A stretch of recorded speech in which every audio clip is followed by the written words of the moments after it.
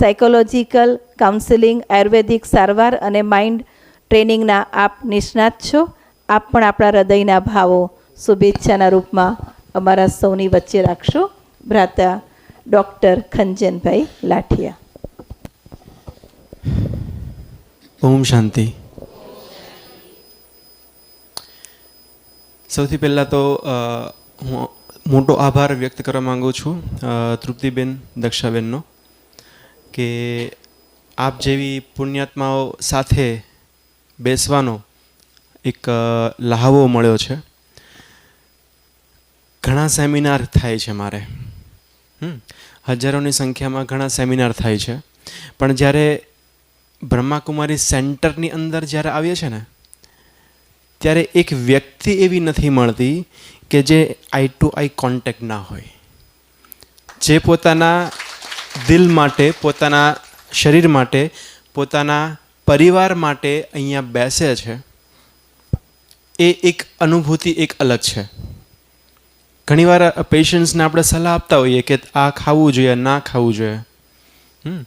ઘણીવાર પેશન્ટને આપણે કહીએ કે પિત્ત અને વાયુવાળા જે છે એ સબ્જી ના ખાવા જોઈએ, ખાસ કરીને ઉનાળાની અંદર તમારે ઓછું ખાવું જોઈએ. તો આપણે કહીએ ને કે ભીંડો, ગુવાર, ચોળી, ગાજર, કાકડી આ બધી વસ્તુ નથી ખાવાની. તો પહેલો પ્રશ્ન એ આવીને ઊભો રહે કે તો ખાવું શું?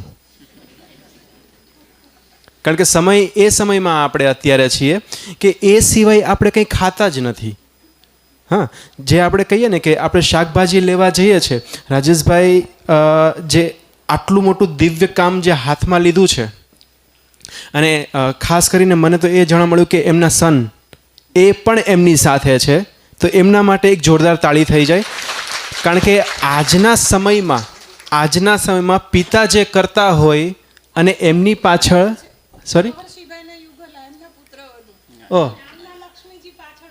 મીન્સ આખું પરિવાર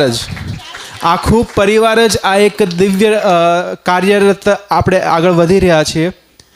તો વિચાર કરો કે એક પરિવાર આપણે સાથે રહી નથી શકતા, અને એક જ વિચારોની અંદર આ દરેક લોકો એક જ સાથે બધાને મોટિવેટ કરે છે, સાચું જ્ઞાન આપી રહ્યા છે, અને જીવનને ધન્ય બનાવવા બેઝ ઉપર આગળ વધી રહ્યા છે, ને એ પણ કોઈ પણ પ્રકારનો સ્વાર્થ વગર.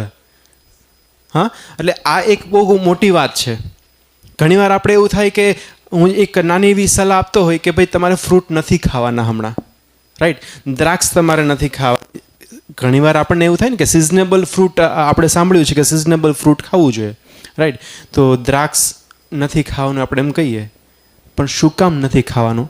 જેમ રાજેશભાઈ હમણાં કીધું કે બધી ઔષધિઓ નહીં પણ કેમિકલ્સ બધા અંદરથી પકવાય છે, અને એમના જે ઉપરથી જે રોગ ઊભા થાય છે ને, એમના લીધે આપણે બીમાર પડીએ છીએ. આપણે ખાણીપીણી જો ખાલી વ્યવસ્થિત કરી નાખીશું ને, શાકભાજી જે છે, ફ્રૂટ્સ છે, આ બધી વસ્તુ ખાણીપીણી પણ ખાલી વ્યવસ્થિત કરી નાખીશું ને, તો રોગ આપણા શરીરની અંદર આવતા નથી. કારણ કે ગાડીમાં જેવું પેટ્રોલ અને જેવું ઓઇલ નાખીએ ને એ પ્રમાણે ગાડી કાર્યરત થાય. અને એટલા માટે જ એક નાની એવી વાત મૂકી અને પૂર્ણાહુતિ જાહેર કરીશ મારી સ્પીચની, કે આવનારા ટાઈમની અંદર, આ ઉનાળાની અંદર, મહેરબાની કરી કોઈએ કેરી ખાવી નહીં.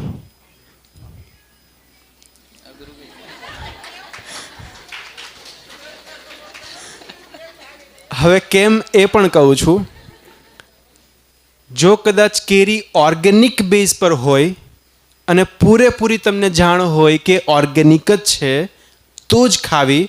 બાકી ગયા વર્ષે જ્યારે વાવાઝોડું આવ્યું હતું ત્યારે મોસ્ટલી આંબાનો જે પાક જે છે એ 0 થઈ ચૂક્યો હતો. ત્યાર પછી જે છે એ પછી વરસાદ આવ્યો હતો, એમાંથી પણ આંબાનો પાક થોડોક ડાઉન થયો હતો, રાઈટ. અને આપણને ખબર છે કે કેરીમાં થોડુંક પાણી અડે એટલે બગડી જાય છે, રાઈટ. અને આ વખતે જે કેરી જે છે એ મોસ્ટલી પાક એકદમ નહિવત જેવો છે. જૂનાગઢની અંદર તો મોસ્ટલી નહિવત જેવો છે. અને હવે જે કેરી પકવાય છે એ કલ્ટાર નાખીને પકવાય છે, રાઈટ. એટલે કલ્ટાર એક પ્રકારનો કાર્બન છે જે આપણા શરીરમાંથી આપણે કાર્બન ડાયોક્સાઇડ બહાર કાઢીએ છીએ, એ વસ્તુ આપણે અંદર નાખીએ છીએ, હા ને. તો આ પ્રમાણેની જો કેરી આપણે ખાઈએ છીએ તો કેન્સર જેવા રોગોની થવાની સંભાવના પૂરેપૂરી છે.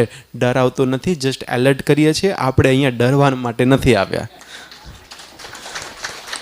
ઓકે સો થેન્ક યુ અહીંયા આમંત્રણ આપવા માટે તૃપ્તિબેન, દક્ષાબેન અને દરેક બહેનોને, દરેકને મારા ઓમ શાંતિ.